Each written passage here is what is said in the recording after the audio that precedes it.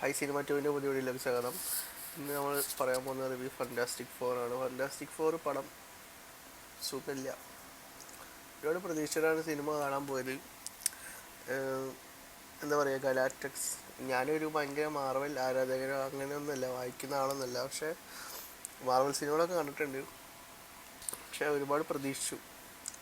ഒന്നാമത്തെ ഞാൻ ഗലാക്റ്റസ് എന്ന് പറഞ്ഞുള്ള ക്യാരക്ടറിനെ പറ്റിയിട്ടാണ് ഞാൻ എക്സൈറ്റഡ് ആയത്. കാരണം ഇങ്ങനെ ഒരു ലാർജറായിട്ടുള്ള ഒരു ക്യാരക്ടർ, ആ ക്യാരക്ടർ എങ്ങനെയാണ് ഒരു സിനിമയിൽ ഈ ട്രെയിലറിലൊക്കെ അതിനെ കാണിച്ചപ്പോൾ എനിക്ക് ഭയങ്കര ഇഷ്ടമായി. മൂപ്പരുടെ ഫീറ്റ് മാത്രം കാണിച്ച് ആ സിറ്റി മൊത്തം കവറാവുന്ന രീതിയിലൊക്കെയാണ് അത് കാണിച്ചത്.